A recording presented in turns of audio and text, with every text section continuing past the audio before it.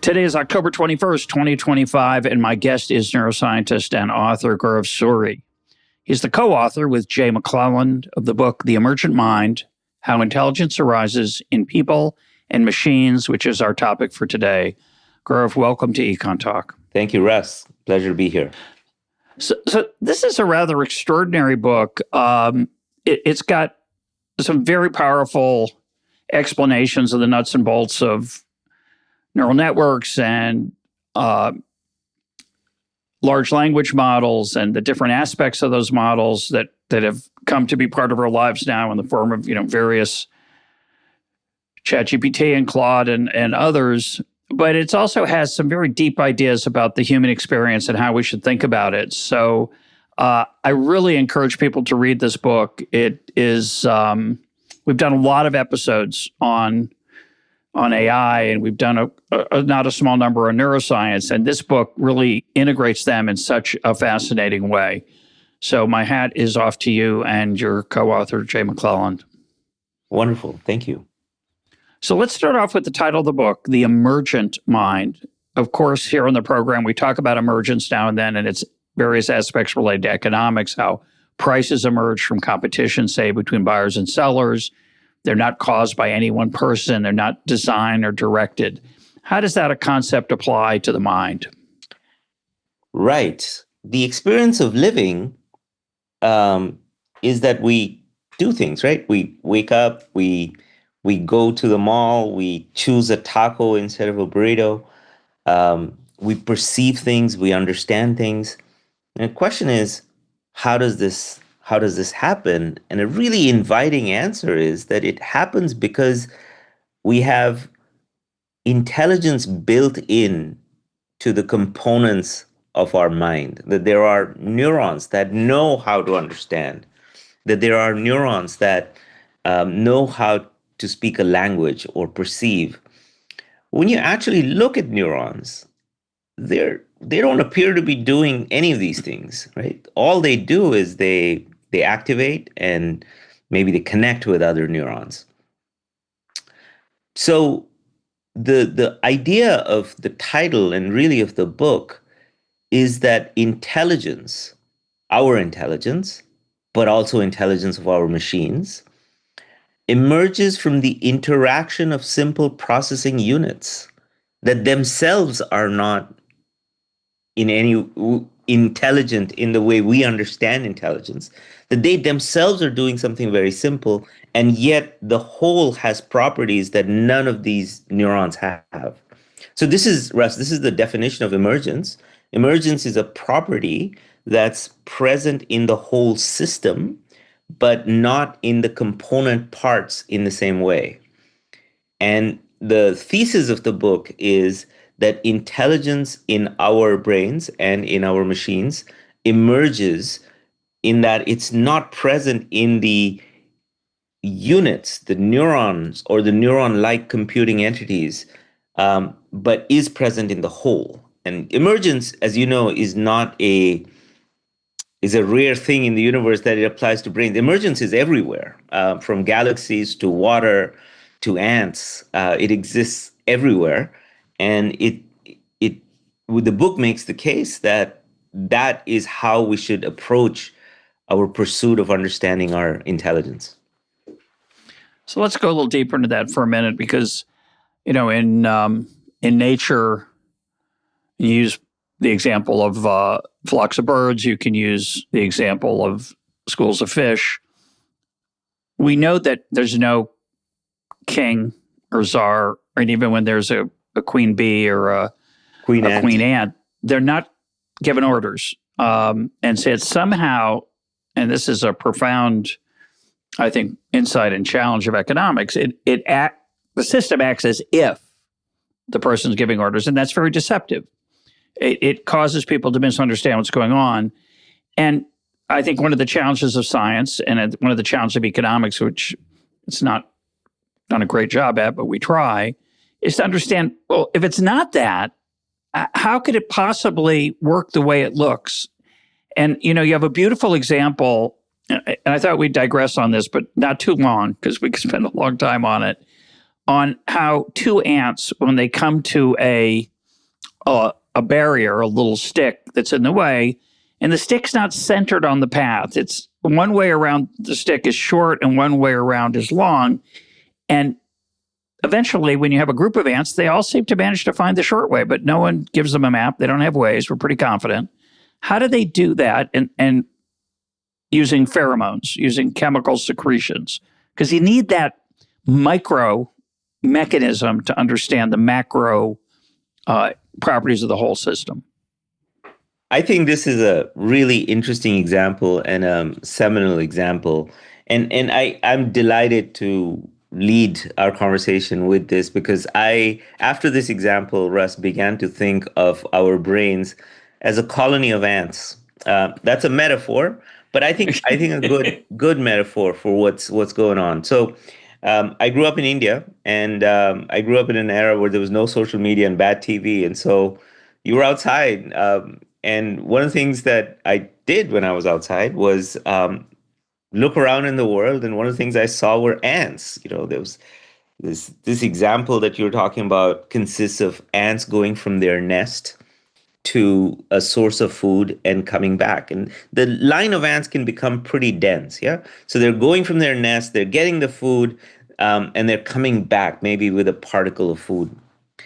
And as a young person, what I did was I placed an obstacle on that train. So if you imagine a band of ants, you put an obstacle there and you see what the ants do. Well, you do something interesting, which is you make the obstacle have a short way and a long way, right? And initially, it's quite dramatic to actually see this happen. Initially, the ants go 50-50, right? So 50 going the long way, 50 going the short way. And in a few minutes, something amazing happens. Nearly all the ants, not all, but nearly all the ants are going the short way. And as you nicely ask, well, what's going on? And when my son was young, I would ask him this question, and he'd say, well, maybe the queen ant is communicating to the other ants. And well, first of all, they're not communicating in that way. And second of all, they don't have a conception of distance, right? Ants by themselves do not distinguish themselves by their intelligence. Like you put an ant on a flat surface, and the ant's pretty much going to walk around until it dies of exhaustion. And yet, together, they're capable of extreme intelligence, like building cities and finding the short way around obstacles. So the question is, what are they doing? Well, they're doing something very simple. Just like we talked about neurons doing something very simple, which was activate and connect. Ants do something very simple, which is secrete pheromone and follow the pheromone trail. That's what they do. Now, it turns out that if there's a long way and a short way, and the ants are 50-50, and one ant goes the long way and one ant goes the short way, the ant that goes the short way is going to reach the destination first. It's going to have a choice. Gee, which way should I go back? Well, it's going to go back the way it came because it laid the pheromone while coming. And so it's got more pheromone on the short path than on the long path. So it follows the short path. A little bit later, the ant from the long path comes, and it has to decide which way am I going to go. Well, it has pheromone on its path, but now there are two trails of pheromone on the short path, the first ant coming and going. So it comes back the short way. And boom, that's all it takes. That's right? all it takes. It's like there's a greater pheromone concentration on the short path, and that leads to the phenomenon. So, and of course, this is, we assume that birds and schools of fish do the same thing. They have a very simple behavior rule. They don't have a rule that says, let's go 40 degrees over here and then swoop around and we'll spin twice. And they just try to keep not too far and not too close to each other. And that creates a flock.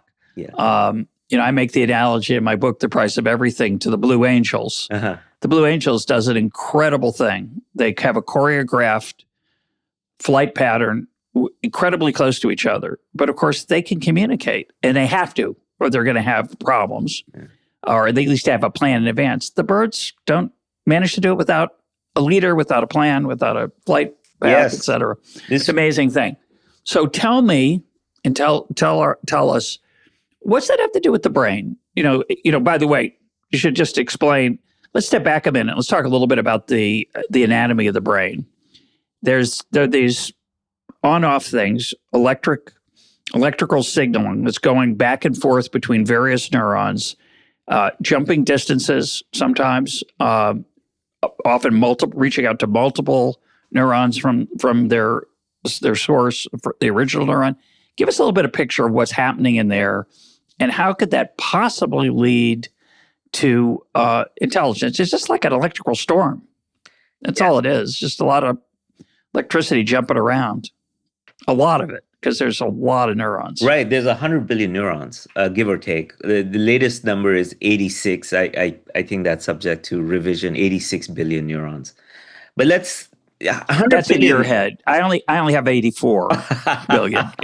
You clearly have more than I do. I'm not at all sure about that. And I'm also not sure that counting neurons is a good way to count intelligence. But Russ, what you're saying is fascinating, because our brain has electricity in it. This is not like a line from a Frankenstein sort of story, right? Our brain is composed of these neurons. There's other things in the brain, but the principal information processing engine of the brain are these neurons. And a neuron, think of a neuron like it's sort of like a tree. Okay, so up top there are these dendritic branches. So imagine the massive branching happening, and then there's a long trunk with some shallow roots. The long trunk is called the axon, and like a tree ends in the ground, but a neuron, you imagine a neuron, the axon of a neuron, the tail, the branch, the tail of a neuron opening into the branching, the dendrites of another neuron, right? So they are these structures that are in close proximity to each other, and neurons at a high level of abstraction do two things.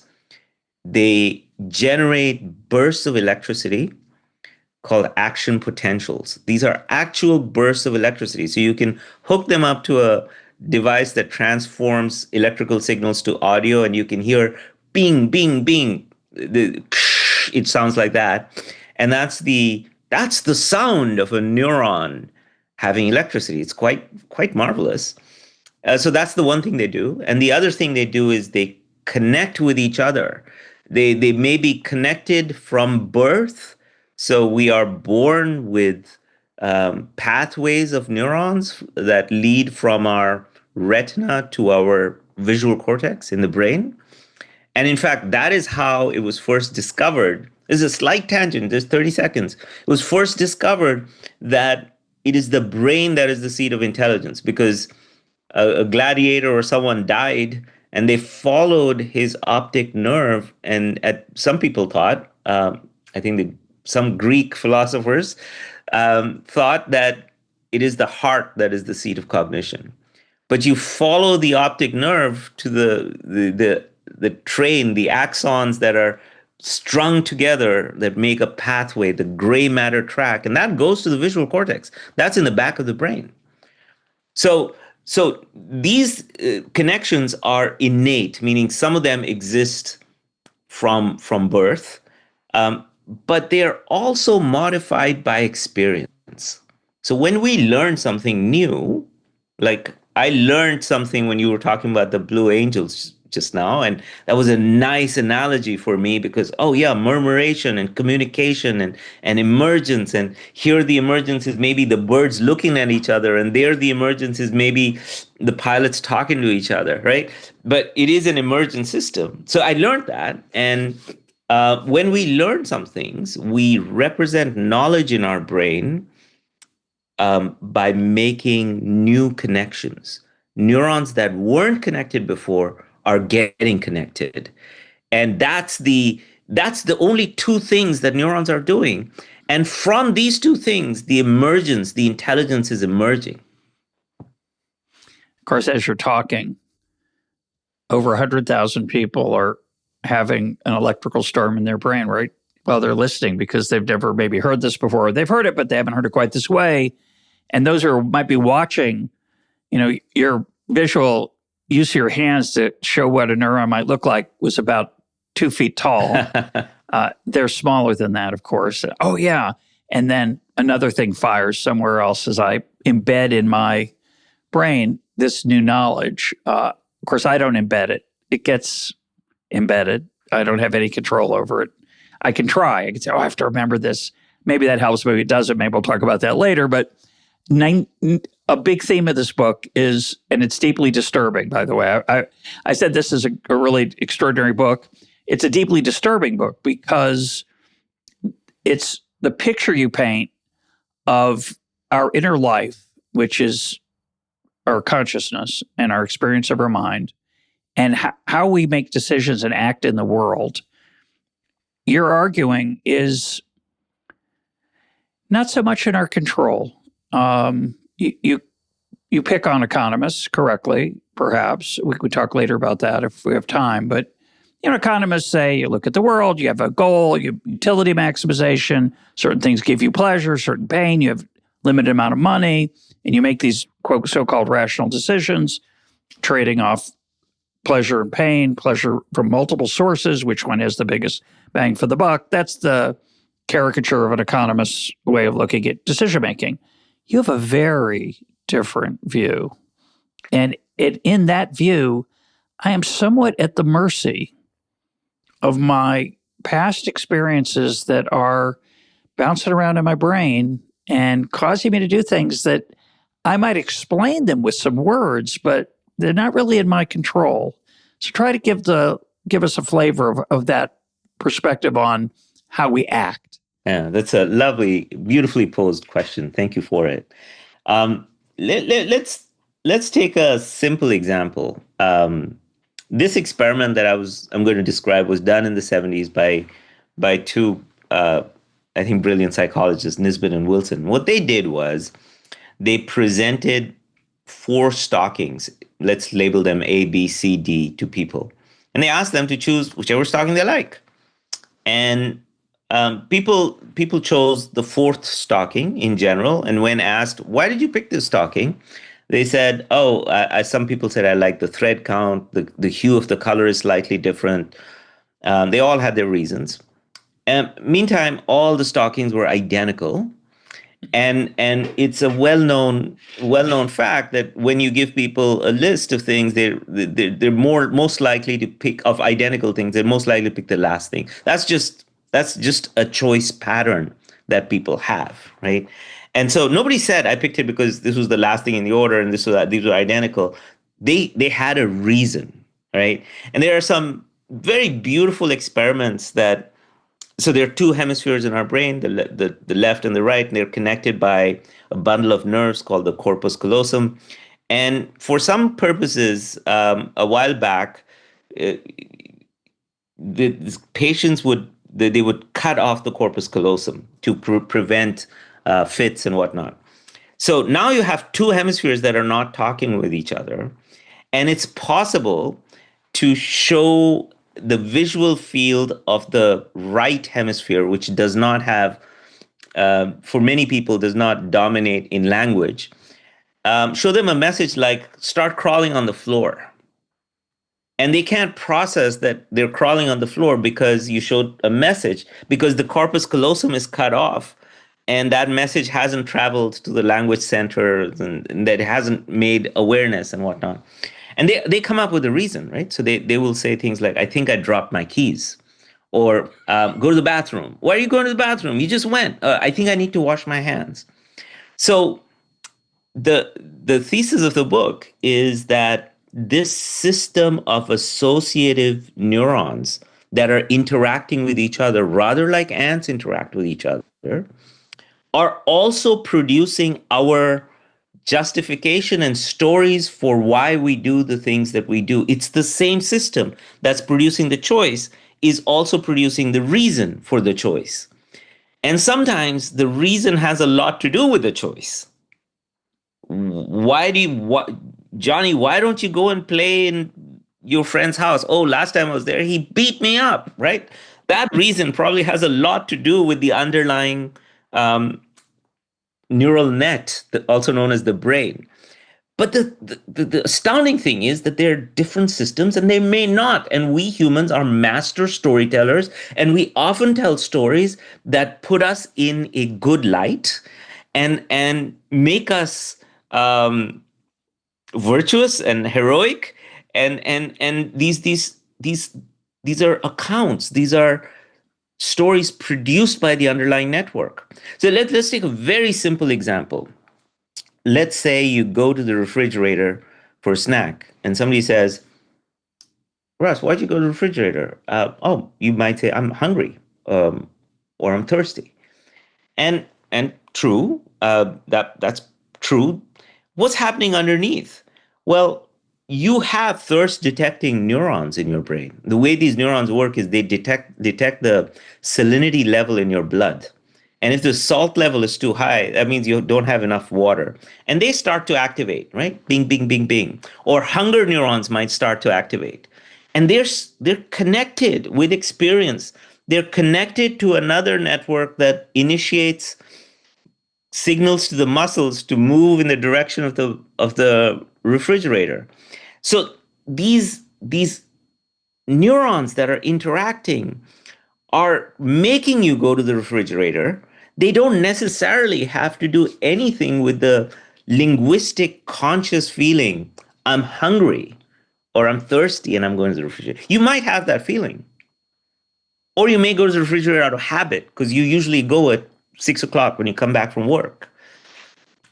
The point is that these systems do their thing. They make us move. They make us do things in the world.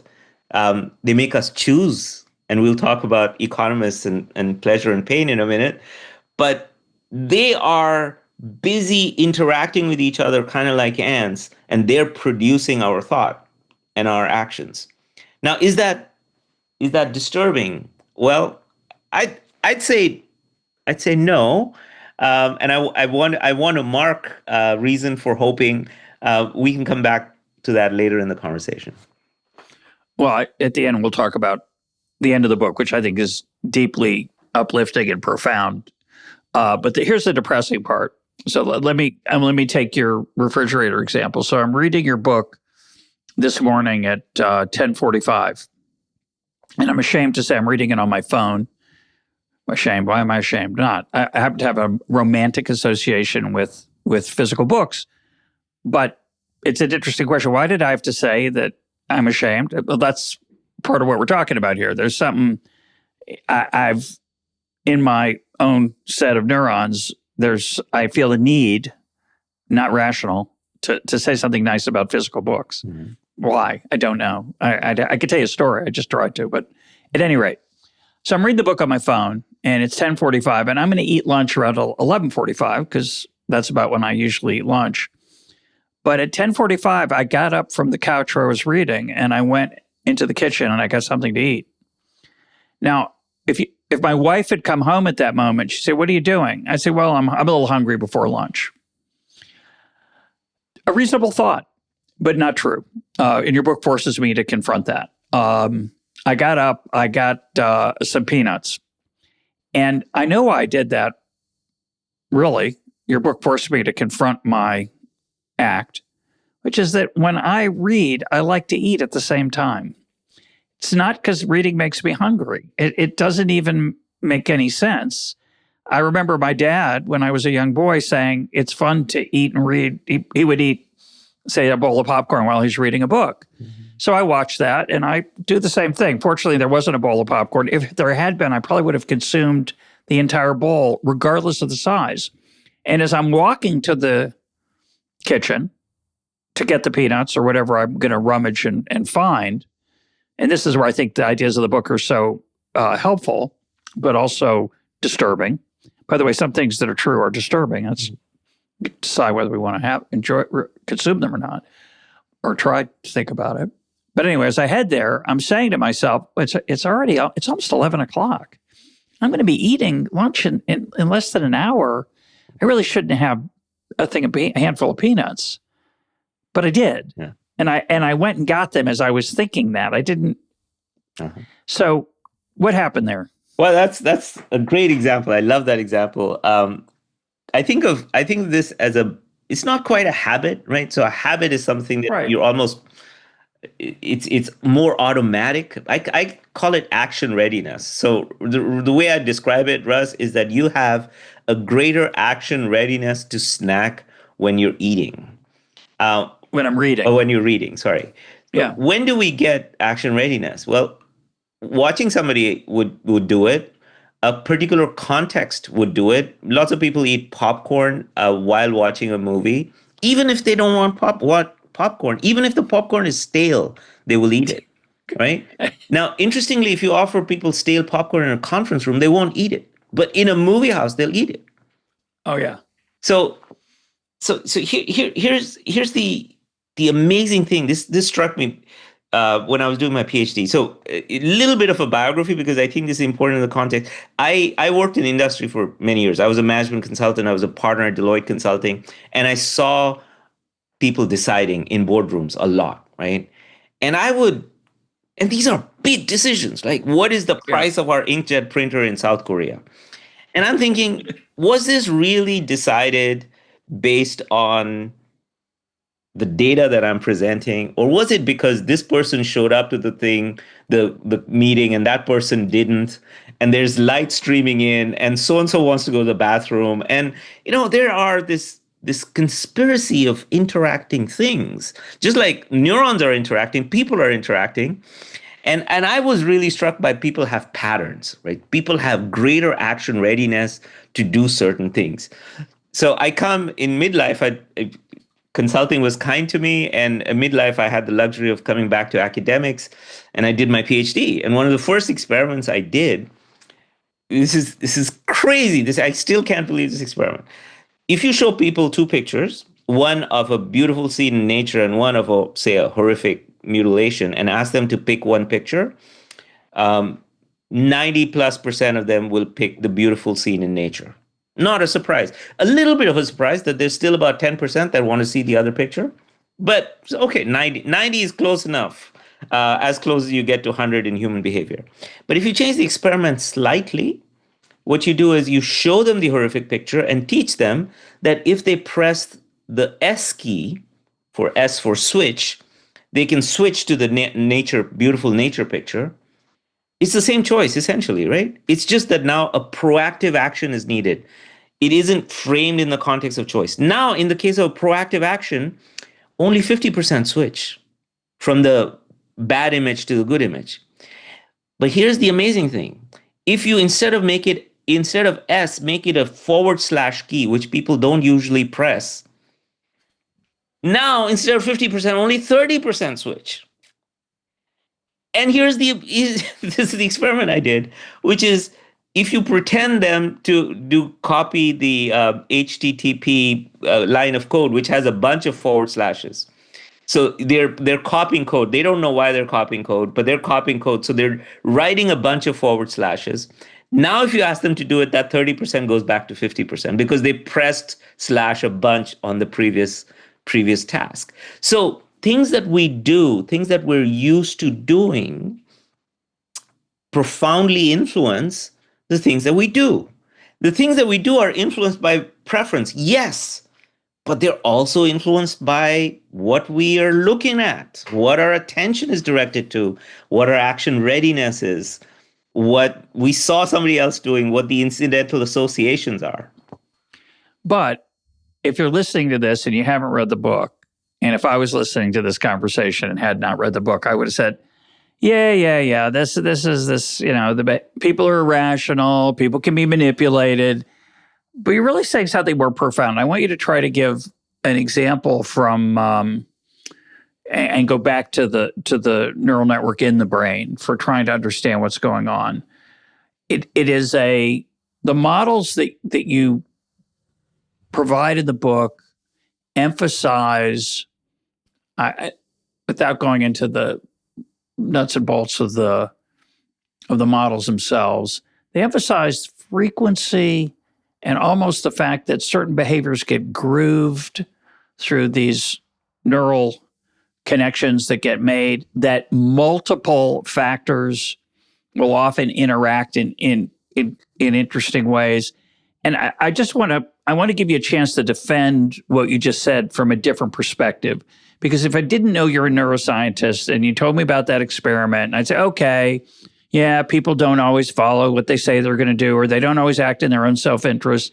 But you're really saying something, I think, much deeper than that from the neuroscience. So give us the flavor of that. Yeah, that's great. So one metaphor that my co-author Jay McClelland recounts is to start thinking of neural networks as reservoirs of interconnected pools of water. Like, in a stream, how waterfalls, there's little pools and there's a channel from one pool to the other pool. So think of these little micro pools as units, which are populations of neurons.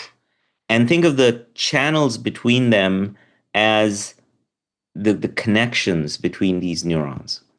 And the more water that goes from one pool to the other pool, the deeper the channel, right? And the thought here is that the more a neuron is co-occurring with another neuron. So if I say green and you say grass, what happened?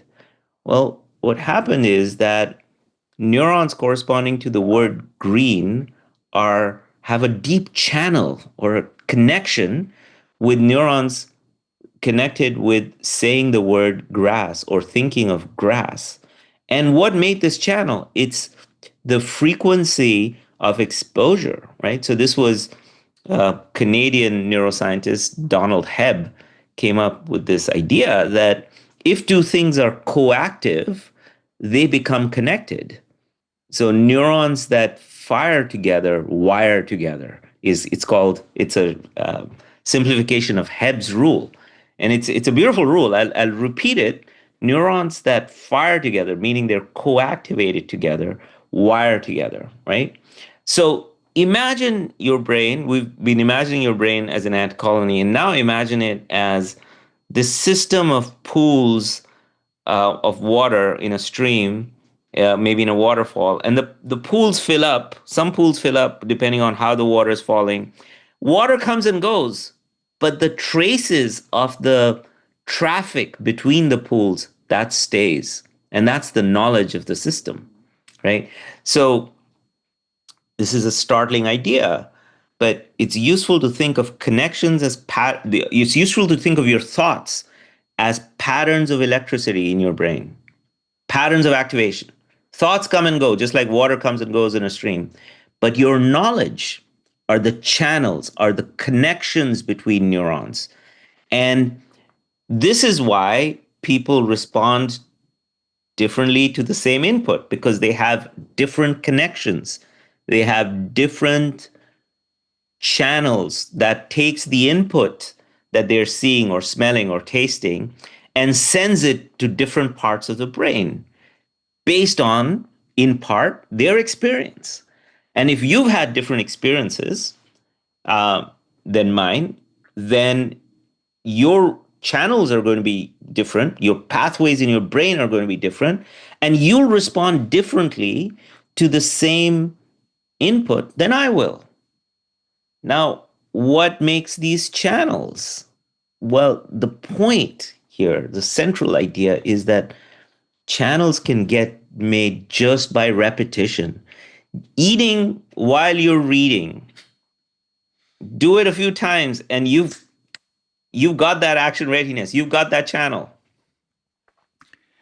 But I don't want to overstate the implications of what you're saying for habit, which is important. So part of what you're saying is that, we have good habits as well, and we have bad habits, and we have things we've become accustomed to that might make it more likely for me to do something than for you. So the choice I might make in that reading setting is different. You might not eat while you're reading, and I will, because I've done it many times. My dad ate popcorn while he read, and yours didn't, or whatever it is.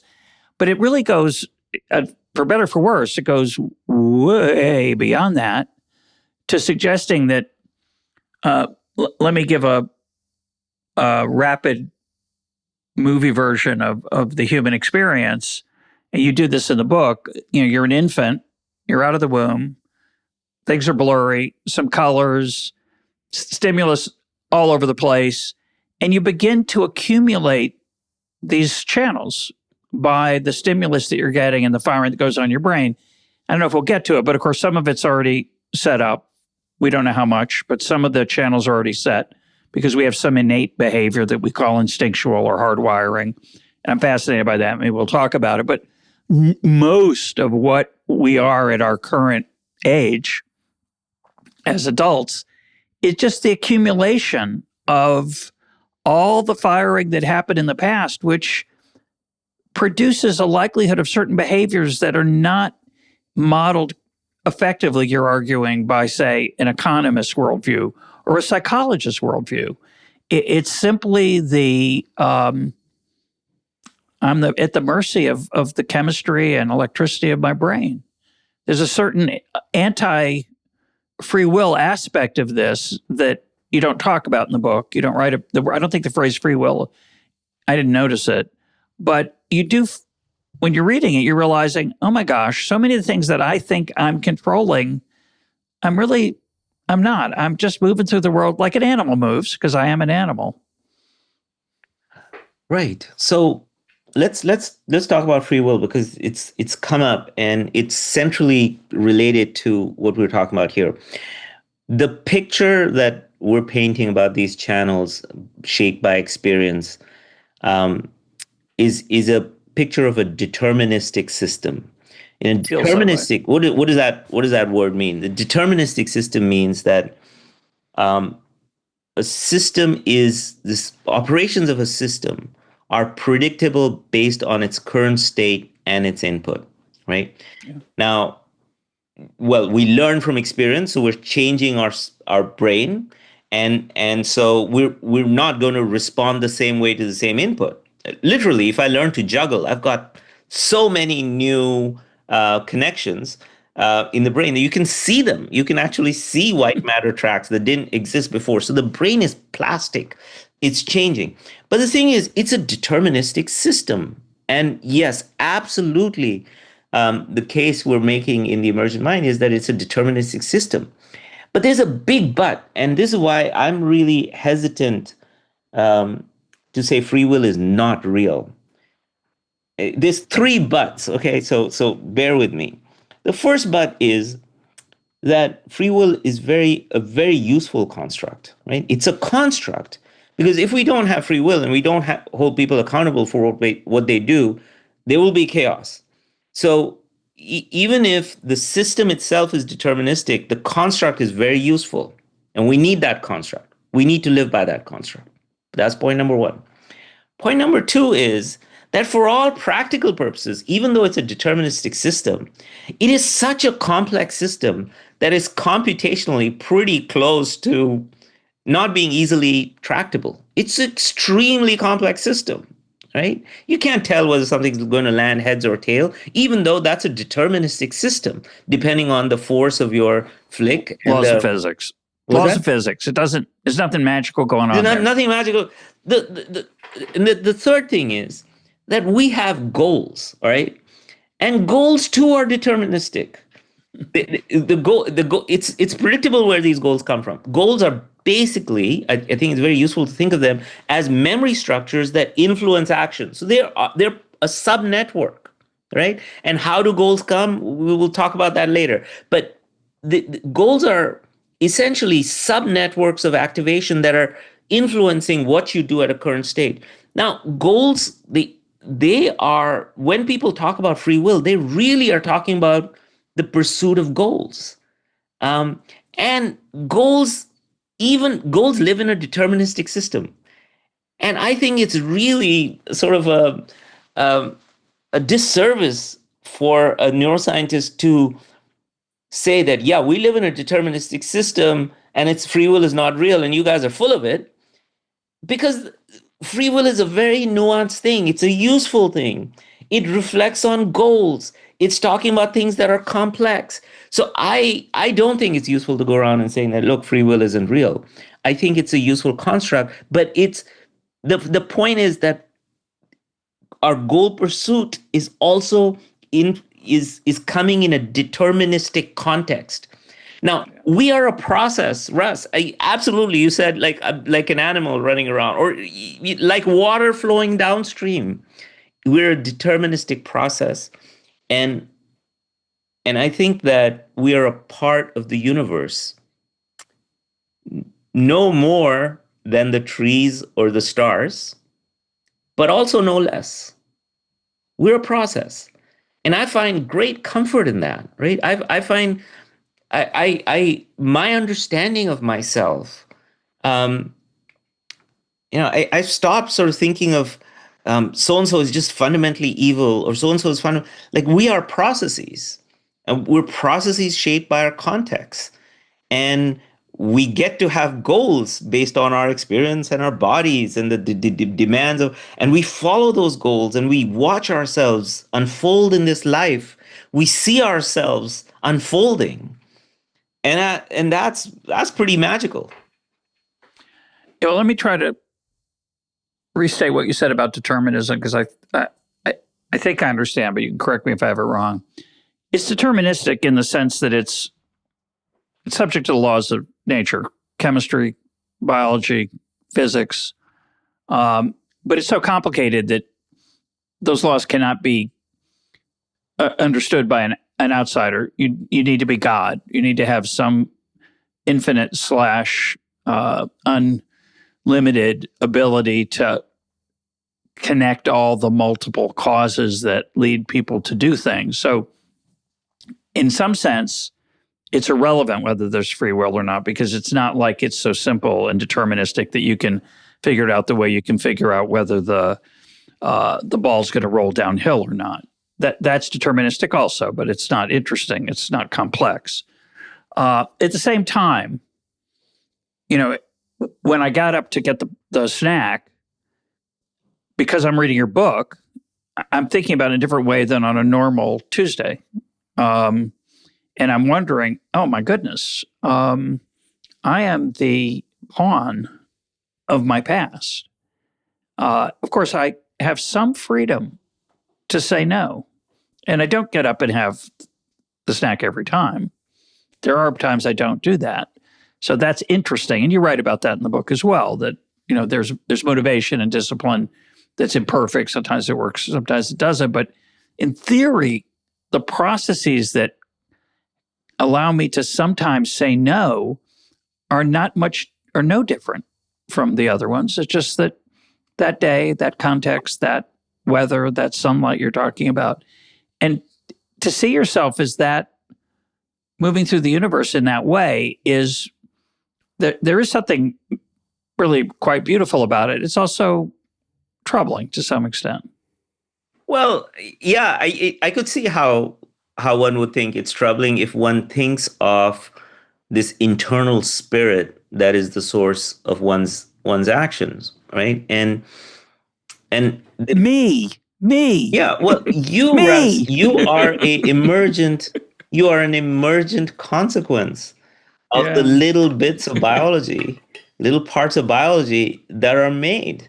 And I think there is a lot of beauty in watching yourself unfold. Now, by the way, there are things that we do that seem effortful to us, such as paying attention, that feel an awful lot like an inner us is exerting control, right? So there's this famous task in psychology. It's called the Stroop task. And the Stroop task is, in one condition, you're supposed to read the word, say, green. And you say, no, that's green, that's black, that's white, whatever.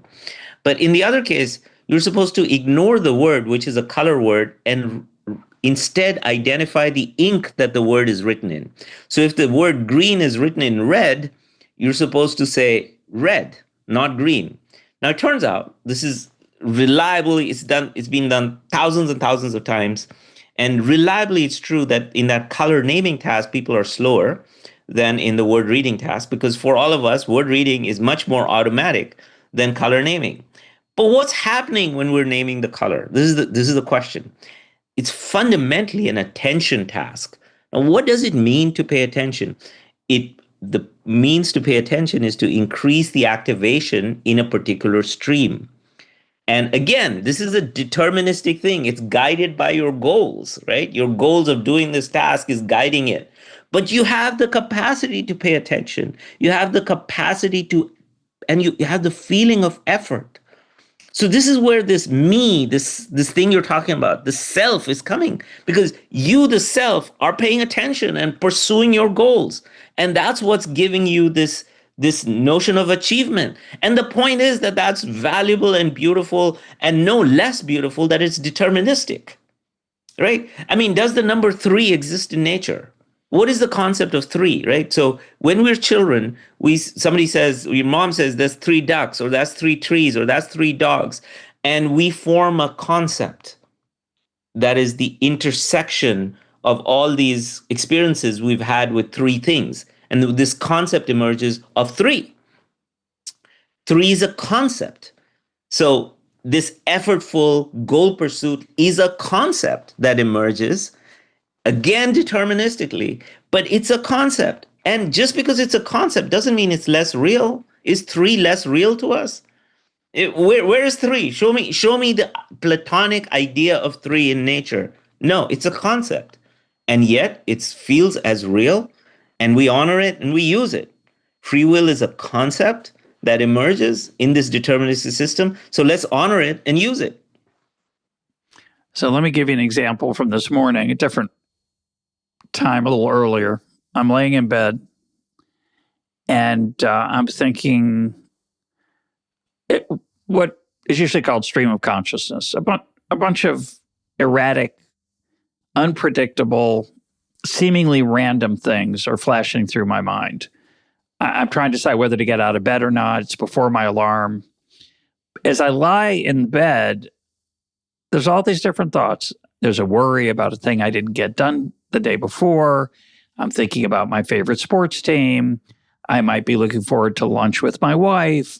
A bunch of, I don't seem to control them. They're just the stream at this time of thought. And at some point I realized, I'm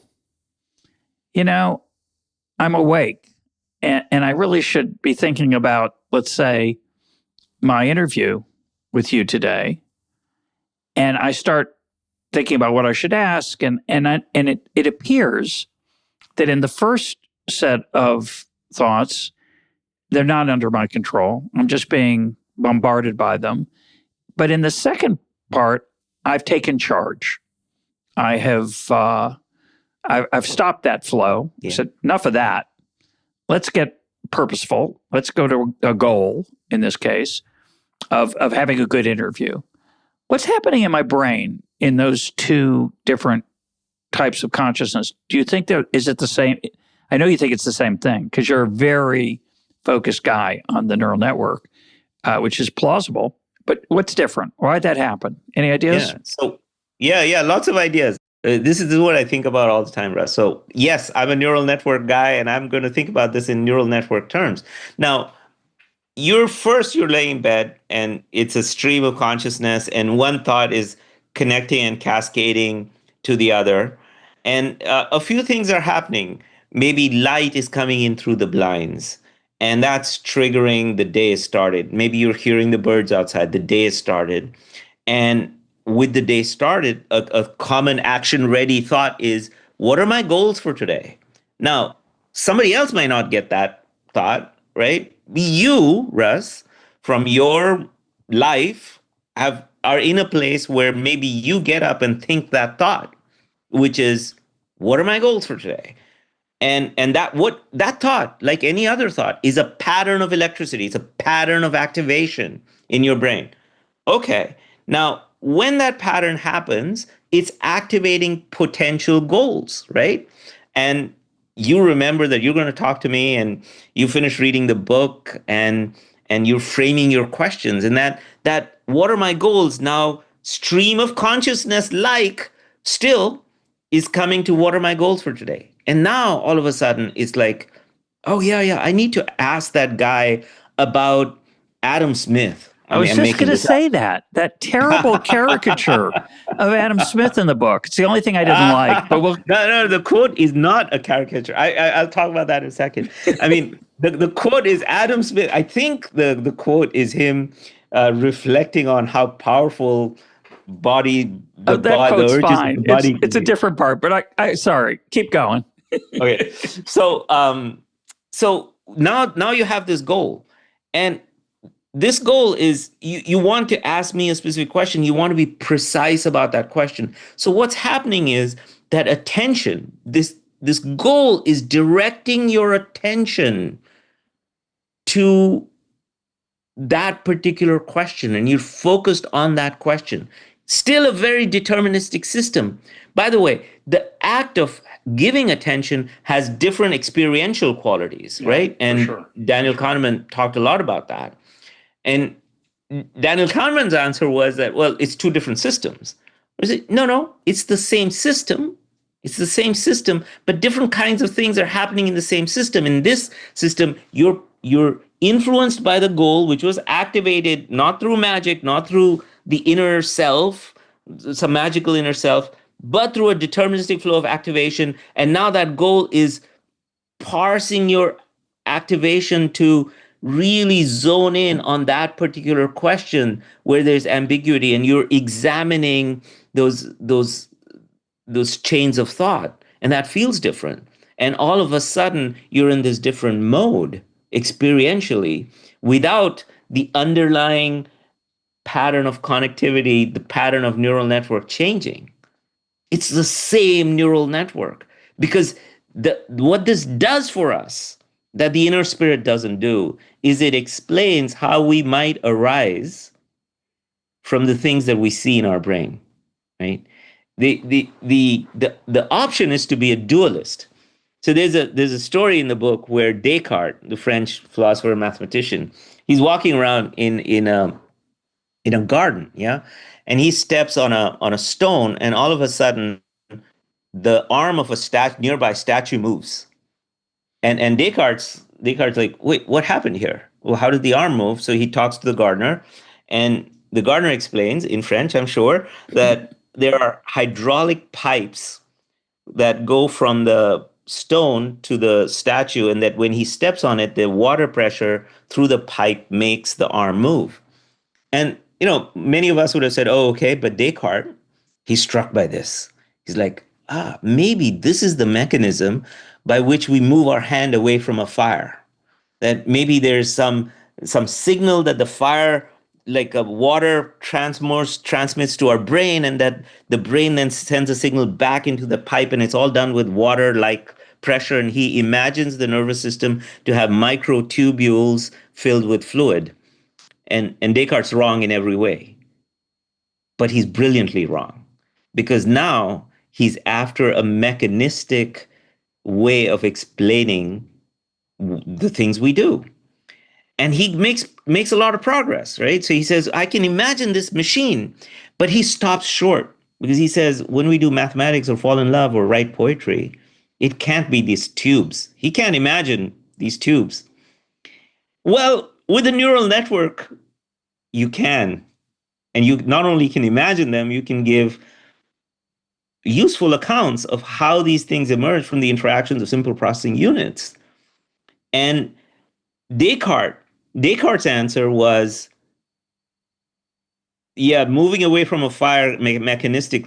Animals have this mechanistic stuff, but we have this inner spirit that lives in our pineal gland. So that's how dualism started. And in some ways, that tradition, Descartes was making progress, but he didn't go far enough. He didn't make the possibility that perhaps it's useful to think of our entire brain as or all our actions coming from mechanistic processes like water in the pipes that he was thinking about. And so he's left with the spirit, and like people have tried to weigh dead bodies after, and the spirit is not that useful, because if the spirit knows that you want a taco or instead of a burrito, well, how does the spirit know that? Like how does the spirit know that you like this and not that? It's not explaining anything, right? I mean, it's basically a restatement of the problem. Yeah,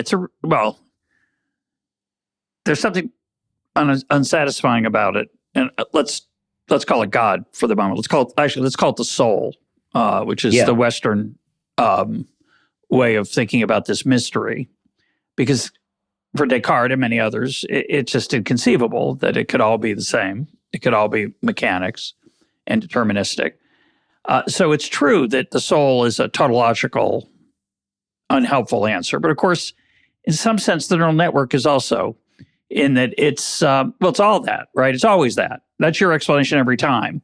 Let me stop you there. Sure. The neural network is not the same as the soul, because I didn't mean to say it was. Sorry. Go ahead. But it's not. It's more helpful, because what it shows is that it can, with the same inputs, with architectures of neural networks, you can see how the output emerges. You can see a ball rolling down in your example earlier. You can trace the activations and you can say, oh, this is why false memories happen or contexts happen. You can trace these activations and it's magical. Like when you see this emergence happen and you trace it and you understand operations of the mind like you understand a garage door opener, for me, this is transformative. And so while the soul might be a black box, the neural network isn't. You can trace it. Well, parts of it are a black box, which in the scientific worldview, we assume it'll all be revealed eventually. It's just a matter of time. But I still have some room for mysticism, and I think at the end we'll talk about that, I hope. But let me shift gears for a minute. Yeah. Let's talk about flattery. Okay.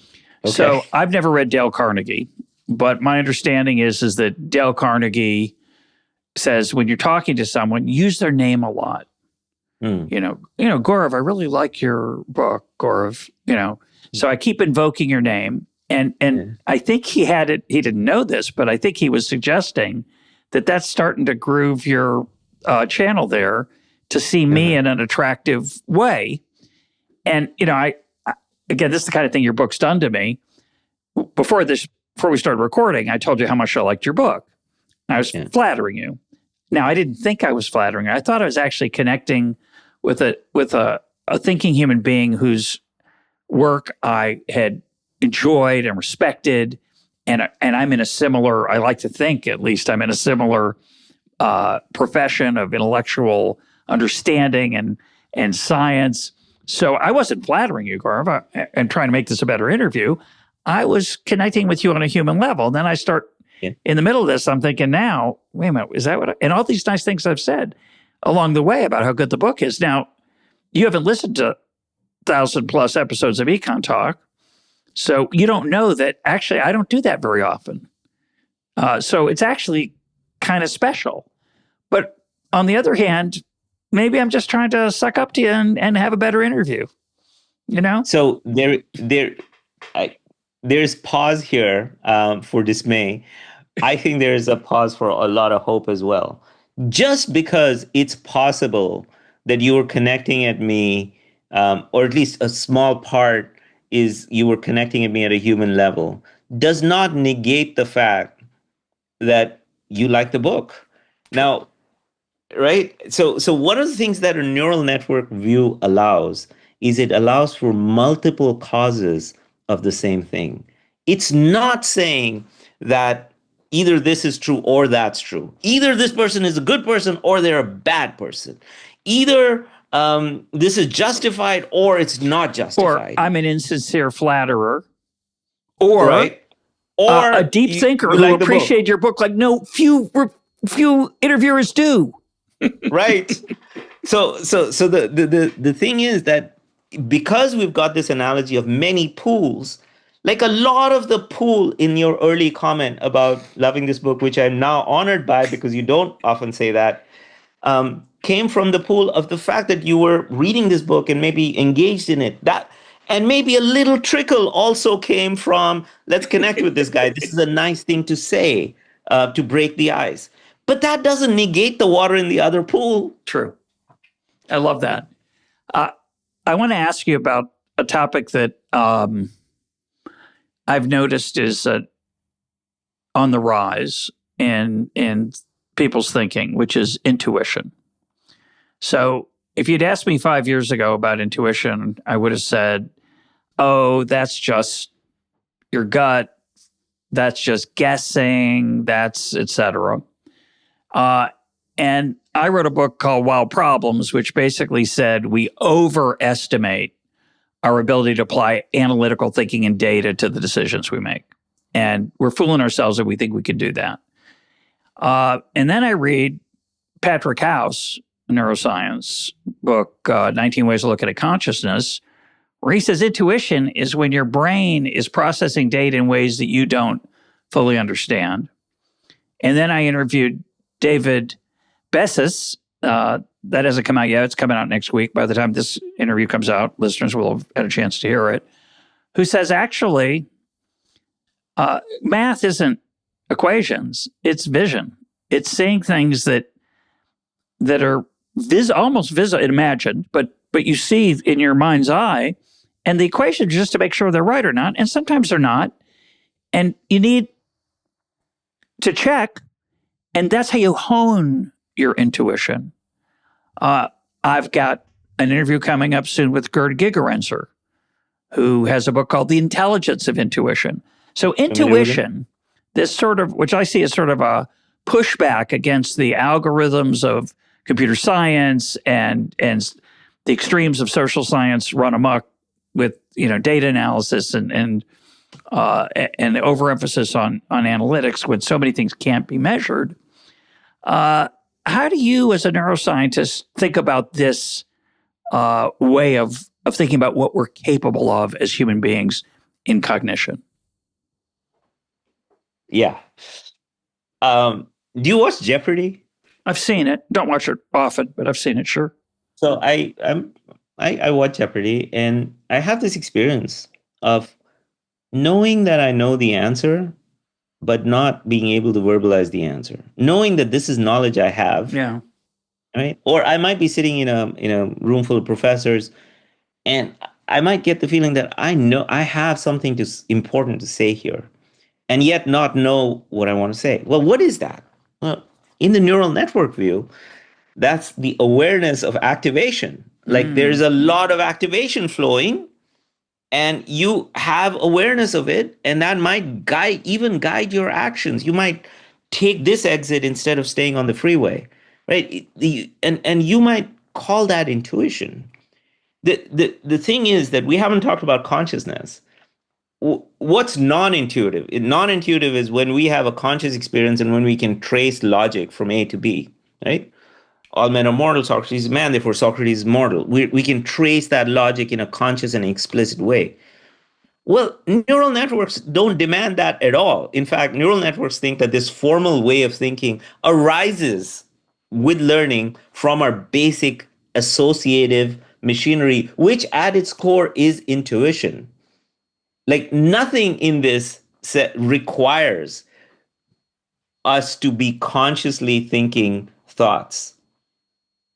There's a passage in the book where we show a symbol that is halfway between an H and an A. Yeah. And it's in one case, the phrase is the cat. And in one case, the H/A is surrounded by the T and the E of the. And in the other case, the same symbol is surrounded by the C and the T of cat. And we read that symbol as H in the and A in cat because context is traveling to that ambiguous symbol and informing us what it is. Now, none of this reached, like we process this not thinking, oh, is this a the or is this a H or a A, right? Many of us don't look at that phrase and don't process it.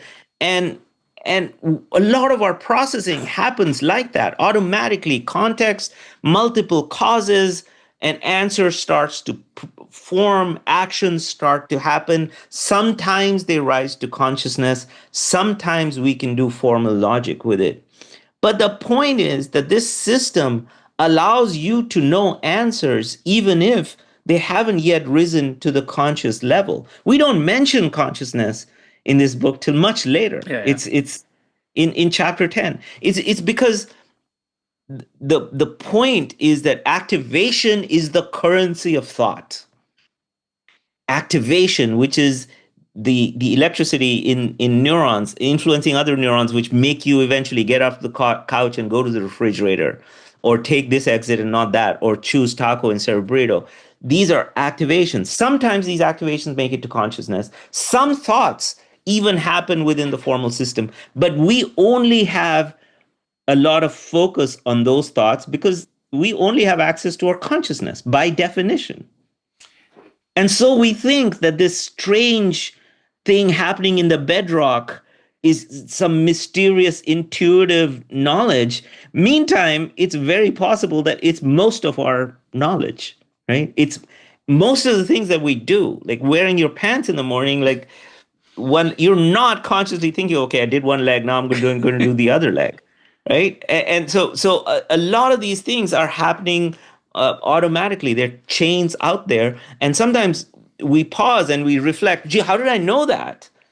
And we can't put a word on it. We call that intuition. Meantime, that's the engine. Yeah, yeah. And it's a fantastic, I think, important realization. We've talked many times in the program about how if you can't remember something, which being 71 happens more frequently than it did 10 years ago, you just put it down. And what we often do is we say, oh, I often go through the alphabet to help me try to remember a name of an actor in some movie or somebody I met. And the better system, of course, is to forget about it for a minute and then try to remember a minute or so to think about it again. And it snaps into your mind immediately. It's the same thing as, you're working on a problem in the shower and you stop thinking about it. And sure enough, it comes, you realize what the answer is. Or I love this one. I got Alan Watts in The Wisdom of Insecurity, which is a book I kind of love, and it's a book, it's a fascinating book. I'll mention it for a second. It was written in 1951 or 52, I think. It could have been written yesterday. It's all about how the pace of change, technology, we're not happy. We're struggling to deal with reality. And it's a very thought-provoking book. But at one point, he gives you an 11-letter jumble of letters. And he says, if you want to know what word this forms, you could sit and ponder it and try starting it with different syllables and different letters. He says it's much better just to look at it and not think about it, and you'll see the answer.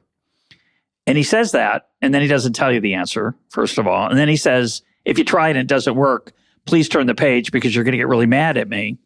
So I'm reading the book the other day for the second time, and I come to that page, and I forgot what the word is. So I think, oh, that's okay. I got the trick. I'll just look at it and not think. It'll just come from the intuition to the back of my brain, and I can't get it. Eventually I got it. It came back to me eventually. What was the word? I'm not going to tell you because I want listeners to open the book. I don't have it here, but okay. I think it's over. So I have one other memory trick for you. So let's imagine you're trying to think of an actor, let's say Jennifer Aniston, and you can't recall what her name is, but you start thinking about her movies, right? And you say, oh, she was in that, she was in that, she was in that. And you start thinking about her looks. And you start thinking about maybe where she's from. You recall that she's from New Jersey. So when you're trying to recall something, if you recall many variables about that thing that those things have channels into the name Jennifer Aniston. Yeah. So if you get activation into those channels, invariably the name will pop into mind. Love it. So I'm just going to pick on you for a sec about the Adam Smith thing. The Adam Smith quote you give is correct. It's from the Theory of Moral Sentiments. But then you have a mock dialogue of Smith with, I think it's Freud. Was it Freud, I think? And you have Smith talking like a modern economist. He wouldn't talk that way. And not just he wouldn't use the jargon. He actually didn't think that way.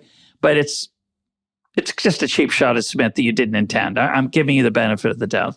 Yeah, so let me tell you about those dialogues. What I've realized is that when you're trying to do science, you got to have a human element in there. And so the book is filled with these dialogues between Bertrand Russell and Wittgenstein, between one neuroscientist saying one thing and the other they're all fictitious. They're and beautiful. They make the book. We make it It's a clear that sweet they are part of the book. fictitious. We wanted someone to represent the humans decide things rationally, right? Yeah. And so when you do this, there is an element of caricature involved because people are nuanced. No one person takes this extreme view. Sure. But we picked Smith and Freud, Adam Smith and Freud, and I think Freud is an interesting case because I think Freud wanted to be a neural network guy. Yeah. He was dissecting frogs and whatnot, and there was that system of thought hadn't been developed. He didn't have the tools. And so he comes to this conclusion, and Freud got a lot wrong, but what the conclusion he comes to by talking to people, his patients, that what they're saying is not really responsible for what they're doing. These appear to be stories. And he has this revolutionary view that it's the unconscious, right? He doesn't know how. He's not got this model of units activating other units, but he's got this Copernicus-like idea that it's happening under the conscious radar. And he was right about that. And maybe he got a lot wrong. I mean, sometimes a pipe is just a pipe, and sometimes all of this emphasis on childhood trauma is sometimes overstated, sometimes not, but sometimes overstated. But what he got right is really revolutionary because we're conscious creatures, it's so easy for us to think that, oh, this is why I'm doing this, because that's my conscious thought. And Freud is saying, no, wait a minute. That for me, it has a magnitude equal to saying that the earth is not the center of the universe. Because it's something that appears to be true. The earth is flat, everything moves around us. That appears to be true, but it's not. It appears to be true that all our thoughts and actions are guided by this conscious logic. It appears to be true, and it's not. And Freud was the first to point that way. And what we argue is not that everything is unconscious. We think that the conscious thoughts themselves are activations that are interacting with the rest of the system, but there is a rest of the system. So I want to read a quote, and I want a couple more things I want to touch on if we can.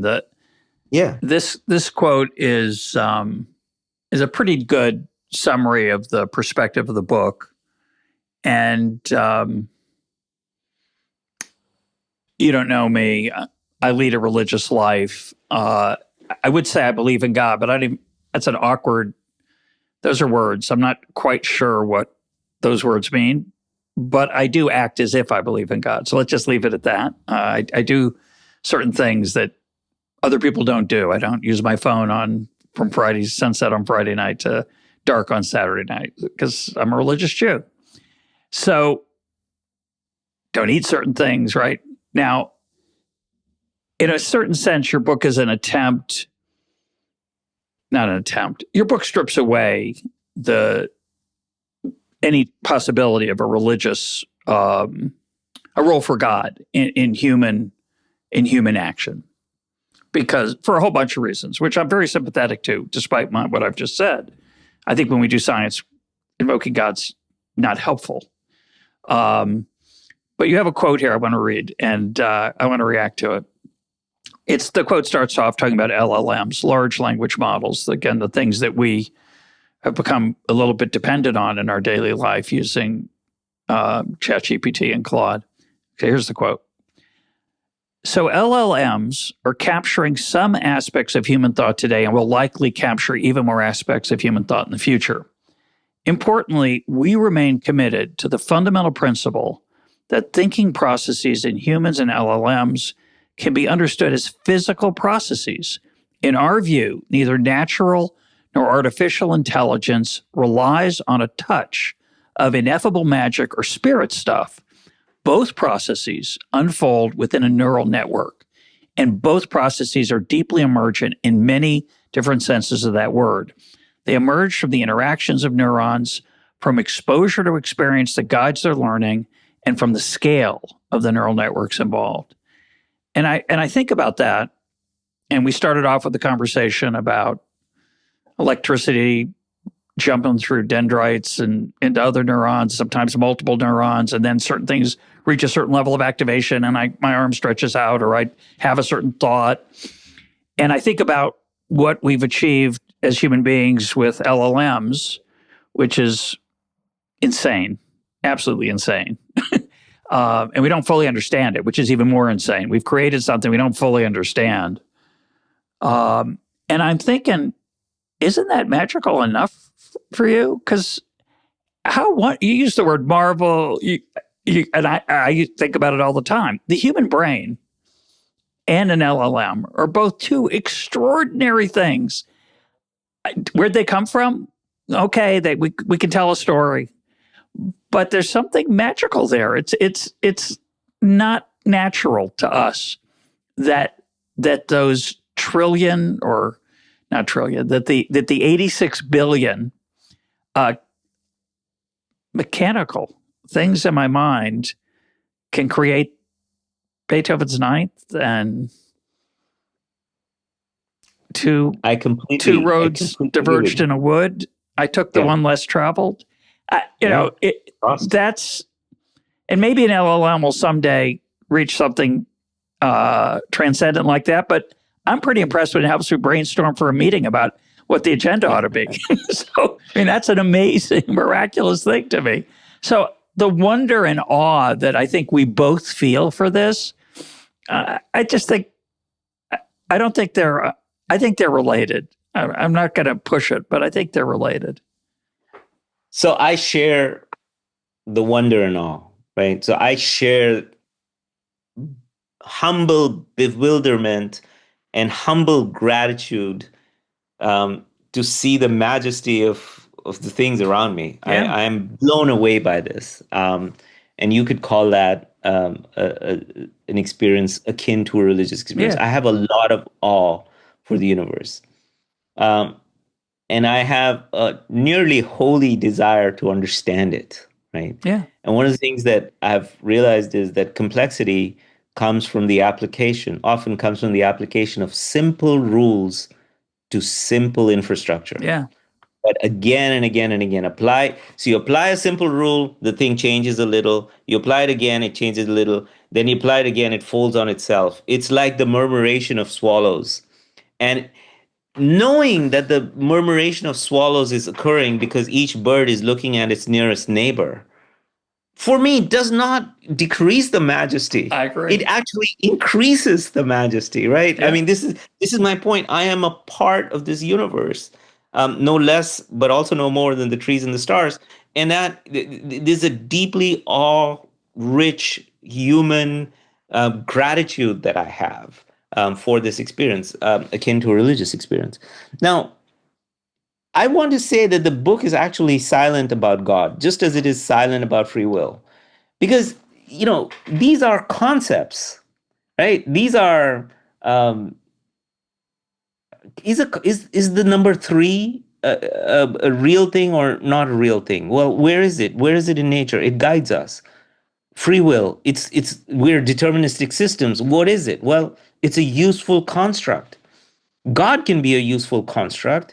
I mean, through history, looking at the positive side, it's caused wars and whatnot, but it's given people community. It's given people a reason to come together. It's given people courage and fortitude when faced with despairing circumstances. It's given people the capacity to somehow go on when suffering is unbearable. What? We should call this construct useful or useless? It's a useful construct in many contexts. All I'm saying is, for me, it's not a useful construct to understand what's happening around me. It can be a useful, even a beautiful construct for many other purposes. Before this, before The Emergent Mind, I wrote a mathematical novel called A Certain Ambiguity. And a certain ambiguity is really a conversation between a secular, non-religious mathematician and a judge who's religious, who is seeing whether this guy committed blasphemy or not. And the whole book is this guy saying, look, you can understand the universe, and the other guy saying, well, there is majesty. Well, I mean, not to give away the book, this was 2007, but the point is, it's both. One doesn't impinge on the other. It's crazy to think that a concept that's a useful concept, a construct, is true or not. Is it useful? Does it serve a purpose? Do we want it in society? Does it touch me? I mean, these are very important things. So far from we're not antagonistic to God. No, or you're or not. I don't mean to accuse you, although the yeah. line about magic stuff is, I think, Yeah. is a As it's magic is a problem when you're using magic to understand the universe, right? We think the neural networks is an attempt to understand ourselves, who we are, what we do, with a mechanistic lens. And for me, what's transformative is that, gee, I can make progress. I for the first many decades of my life, I saw this strange creature. I'd look in the mirror, and this somehow knows he wants this and not that, and somehow, and I think, what's going on up there? And we have the analogy of a computer, but it's not quite a computer. And then, oh yeah, there's emotions and they're interacting, but it's all vague. It never came together. And this neural network provides a framework for you to trace the activations. And one other thing, Russ, you said that LLMs are they go outside our understanding. That is true, but it's a very specific way in which that's true. So the point there is that an LLM, just like our brain, is a neural network. It's a very different kind of neural network. Its learning is different. How it makes the channels between units is different. We do it somehow more efficiently, and we don't know how the brain does it. We don't yet know. We know how the neural network, how the LLM does it. The point being, we don't need to train on 100 billion Exactly. documents to figure out the cat is black means something that to us. And Yes, that's right. And we also don't need to use 5% of the energy of the whole country to run data centers. Our brain is 20 watts of very small amount of energy. So, but the similarity is that they're both neural networks. Now, here's the thing. These are complex neural networks, and they have emergent properties. And for some properties, you can trace the input and you can see how it got to the output. But when you make your network really complex and you hook it up with simple rules, you get emergent patterns. You can understand the big picture causes, but you can't understand the specific causes. That's what's going on with LLMs. So when people say that you can't really know what the LLM is doing, they're right in the sense that you can't really know why the flock of birds turned this way and not that. In principle, you can, but that'll be very complex and it'll involve tons of effort, right? Yeah, that may be way beyond us for a very, very long time. All I was trying to say, I was teasing you, but all I was trying to say is that I don't have any problem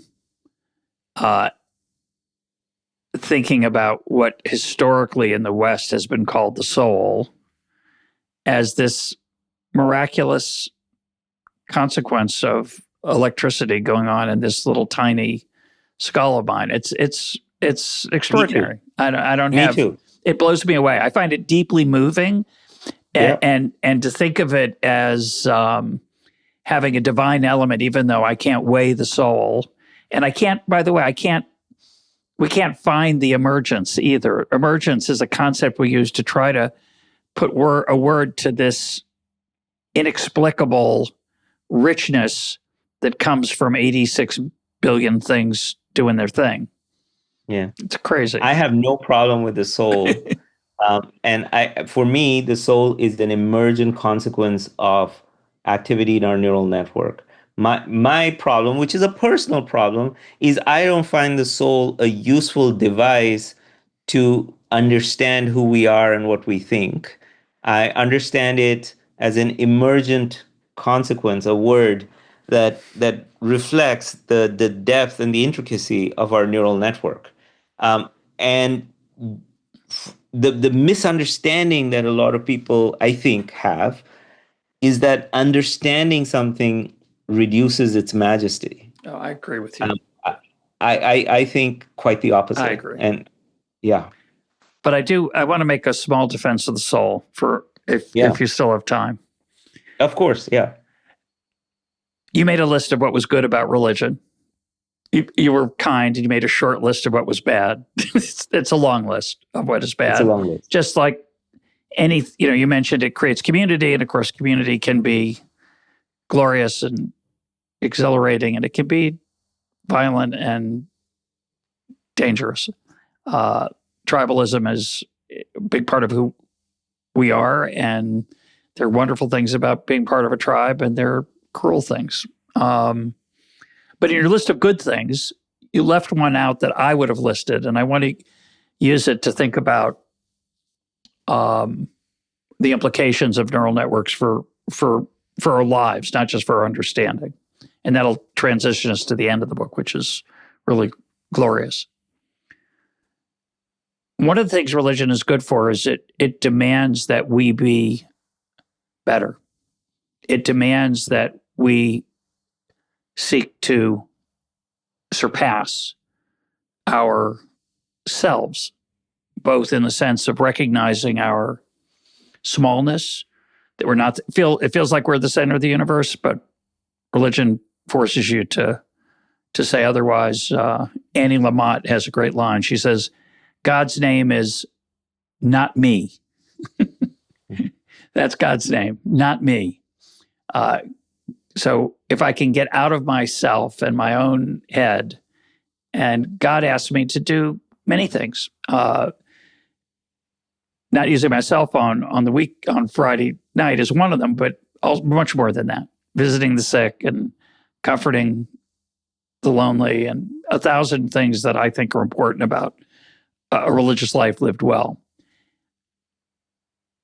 Is that in my neural network? Is without this concept of God and religion, at least as I understand it, there are a lot of religions, so I just can only speak about the one I know well, Judaism. God expects me to be a good person, to improve the world. And I know you, Gaurav, because I've read your book, you feel the same way. Is that entered into the culture of our lives? Would that have entered without this idea of God? Even if it's not real. Yeah. I think it's real. I like to think it's real, at least. I can't prove it. I have some evidence, but it's not very good. Self-improvement, making the world better. Talk about it. So let me start with where I completely agree. Having guideposts to do good will make us do good. If we hold each other accountable to behaving certain ways, those are inputs into our neural network, right? I mean, it's an input into the neural network that, you pick up the phone on Friday and your family, your wife maybe comes in and says, what the heck are you doing? And there's an unpleasantness associated with that, or the unpleasantness is from your conception of what it means to be religious, and that'll make you feel bad. So there are multiple constraints that we put on each other. The law is one constraint, and we need the law. And religion is a vehicle for putting constraints on each other. And I'm dead with you that we need constraints.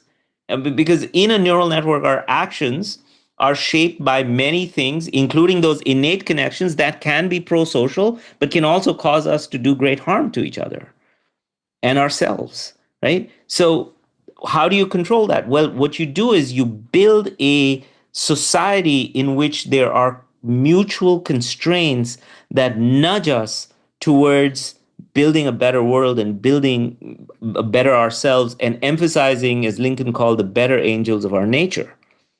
And that doesn't happen automatically. It happens with thought. That's what culture is.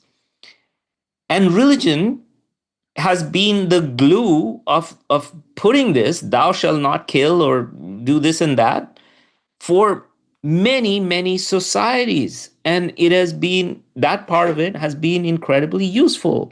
And it has a great synergy with the idea, the neural network view, that our behavior is an outcome of multiple constraints. And if you can get one of the constraints to be the constraints that we put on each other, you're doing good. Now, there's a deeper point here. Religion serves another purpose because of its appeal to the majesty of the universe and a higher power. It sort of gets these neuromodulators, these emotional systems going that make for greater activation, right? So we respond more in the presence of neuromodulators than we do without. It makes for better learning. Neuromodulators make deeper channels. So if you've got emotion, like music does the same thing. The reason Jaak Panksepp, a neuroscientist, used to say that the reason we so are beguiled by opera is because it sounds like the wailing, the suffering, the crying, right? It's got that neuromodulatory pull.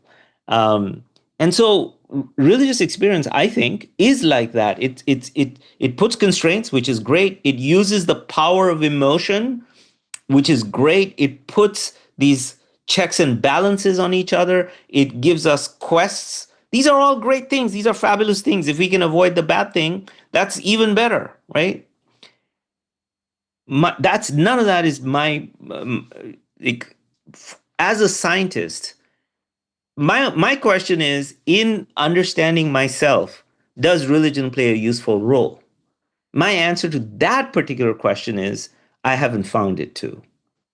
But that's a limited thing, right? If you are moved to answer the eternal question of who you are, you know, I'd say that thinking with neural networks can be a transformative experience. If your goal is to put constraints on each other through the church or the synagogue or the temple, then that's a function that religion is doing, and neural networks are silent on that. In fact, we're celebrating the fact that mutual constraints on each other are going to be important inputs into our neural network, and we're explaining that people are not fundamentally good or bad, right? This is the power. It's not like, oh, so and so just is evil or so and so is just good. No, they are a product of their biological and lifespan developmental destinies.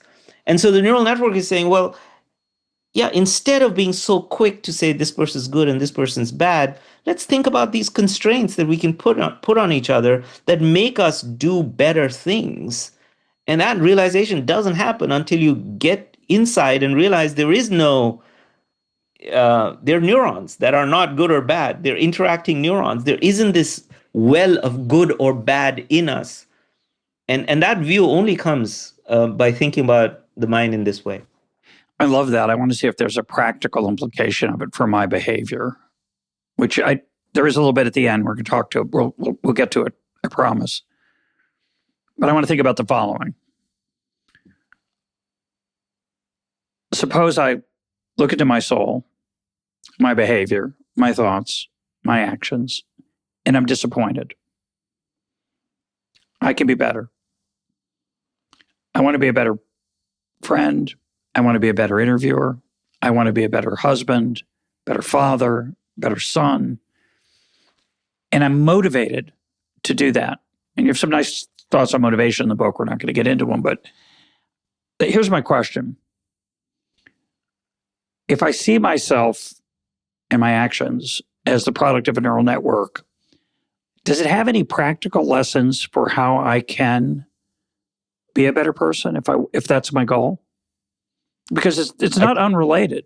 It's not a small thing. In fact, you could say it's half or close to more than half of the whole thing as a human being as I go through the world.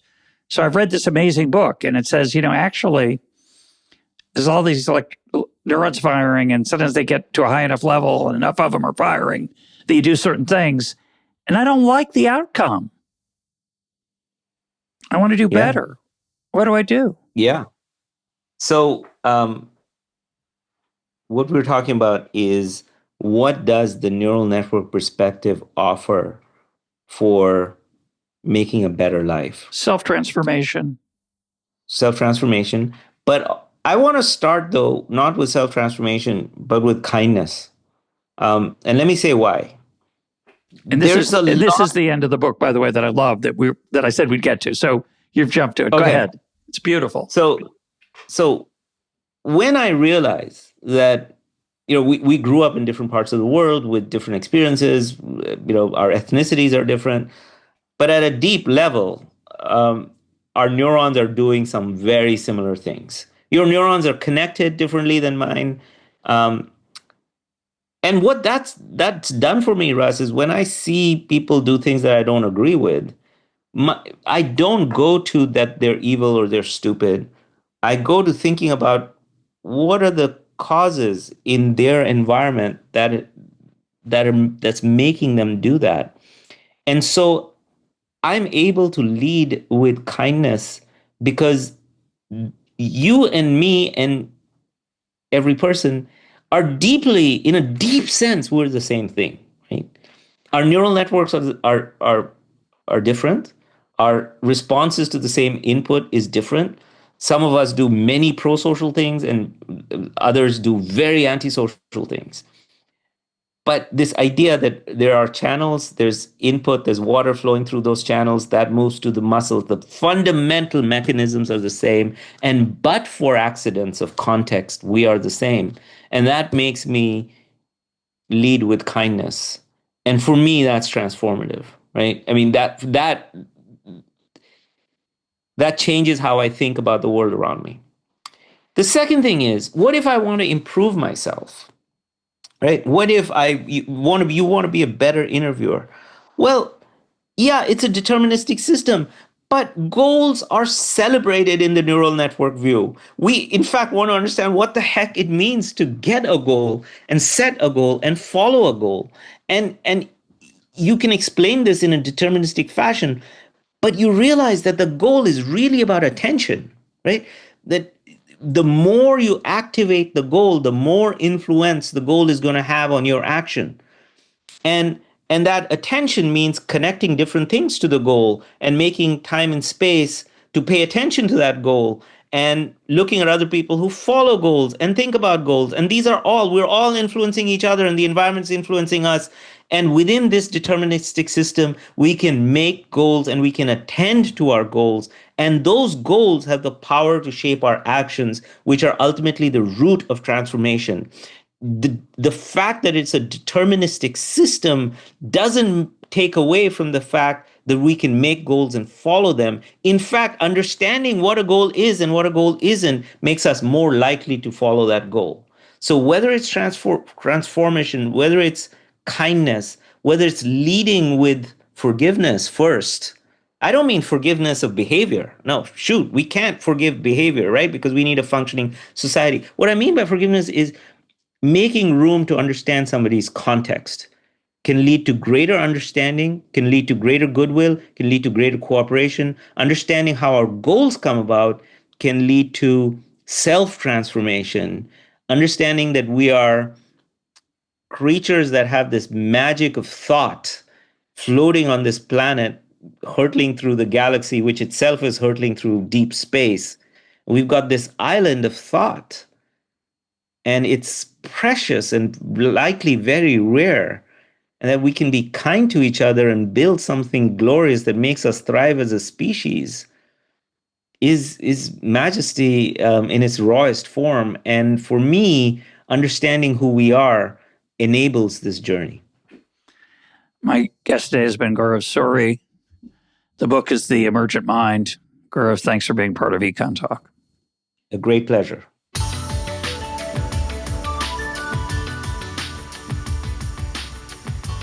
This is EconTalk, part of the Library of Economics and Liberty. For more EconTalk, go to econtalk.org, where you can also comment on today's podcast and find links and readings related to today's conversation. The sound engineer for EconTalk is Rich Goyette. I'm your host, Russ Roberts. Thanks for listening. Talk to you on Monday.